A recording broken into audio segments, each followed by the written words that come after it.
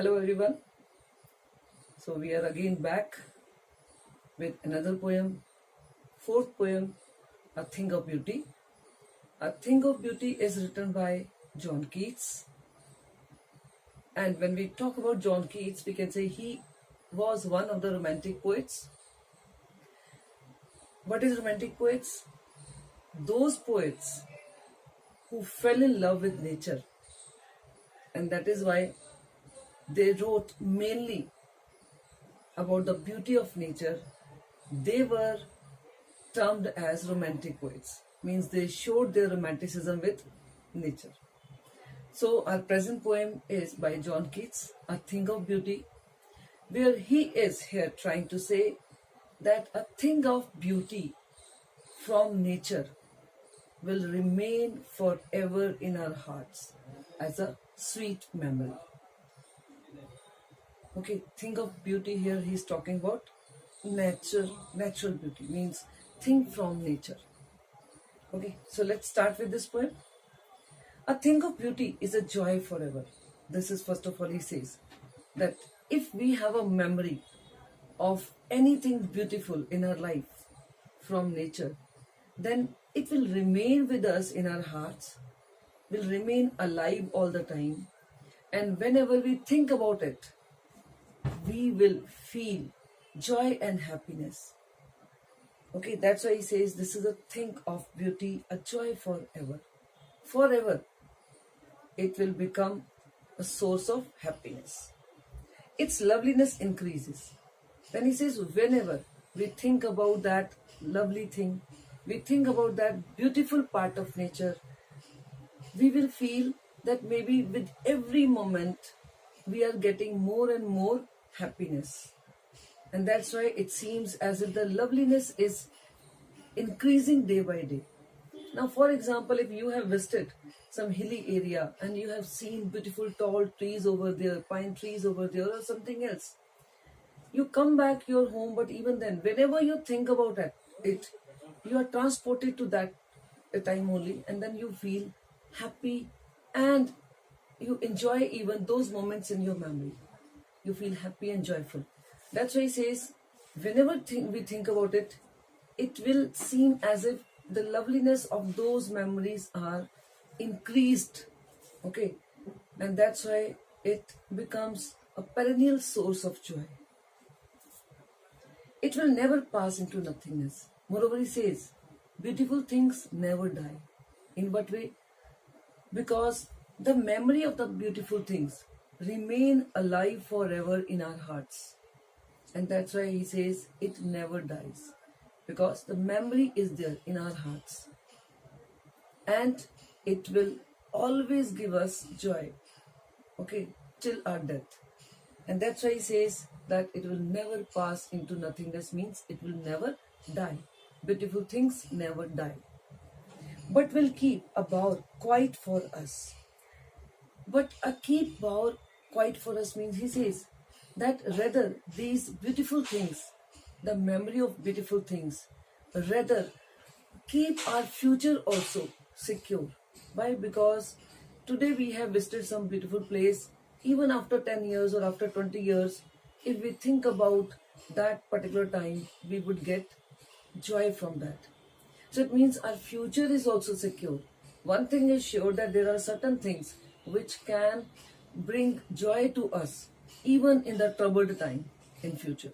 So that's why he says that it will keep our bower quiet for us. And if we talk about the word bower in a simple way, you can say something which is shady, under which you can stand.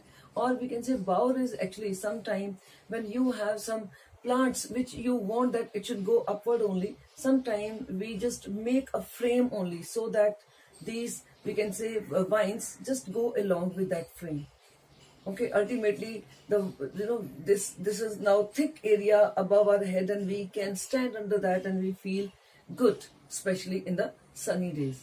So this is, we can say, bower. He says it means whenever, symbolically it is given that whenever there are troubled times, sunny days in our life, okay, with this memory of beautiful places in the lap of nature, will be as if we are standing under the shade and we will be feeling relaxed. I think you have understood. Okay.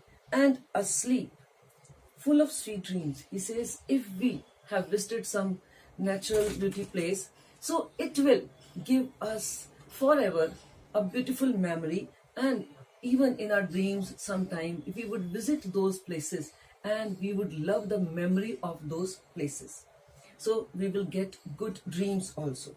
And health and quiet breathing. Naturally, when we have good dreams, we have sound sleep, naturally we will remain healthy also. There will be no breathing problem. We will not be just, getting anxiety in our life. No, rather we will be having sound sleep where we can breathe calmly. This all can happen if we have spent some time in the lap of nature, in the company of beautiful things from nature. Therefore, on every morrow are we reading a flowery band to bind us to the earth. And he says, we know the importance of beautiful things. We know the importance of natural things. And that's why maybe knowingly, unknowingly, every day we try to bind ourselves. We try to connect ourselves with nature in one or the other ways. Okay, so one way is that we are reading a flowery band. Sometimes we weave, माला बनाते हैं, we pluck sometimes some flowers from our garden. If there are some flower pots in our balcony, we will just stand near that, or we will pluck one or two flowers. This way actually we try to connect ourselves with the beauty of nature, because we know that this is a joy forever. Spite of despondence. He says sometime in our life there is malice. Spite means malice. Very bad days, very bad time. Okay. And what happens? Of despondence. Despondence means disappointments. Naturally, sometime in our life comes disappointments. Means when we are disappointed with one or the other occurrence in our life. Okay. There is maybe malice, certain bad people in our life, and we feel they have done bad to us, and we feel disappointed. Or of the inhuman dearth of noble nature. Sometimes we feel that there is really dearth of nobility in the world. Dearth means scarcity. Okay, sometimes we feel that there is no more now noble people living in this world. There is no more nobility be found in this world. There is literally a scarcity of nobility in this world, which according to poet is actually inhuman. Because this is nothing natural. Natural thing is that man is born with good qualities only. Okay, man is not born as a dacoit. Man is not born as a rapist. Man is not born as a murderer. Man is born actually with good quality. And that's why he says this is something inhuman when we see scarcity of nobility in the world. But sometimes it happens that we feel there is scarcity of nobility in the world, and that's why we become disappointed. Of the gloomy days. And that's why when we feel that there is scarcity of nobility, we become sad. Our life becomes gloomy. We feel there is only darkness in our life. There is no hope now in our lives. Of all the unhealthy and over darkened ways. And it seems that there is only darkness, not only darkness, there is over darkness in our life. There is so much bad in our life going on, and we become depressed. We become very disappointed because we feel that yes, we are surrounded by the negativity only. People are no more now noble. Okay, they are not having any good feeling for us. Sometimes these things happen in everybody's life when we start feeling negative because of the behaviors of others.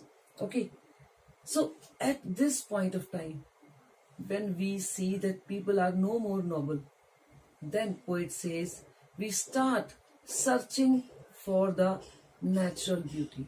Then we start searching for the beauty in nature.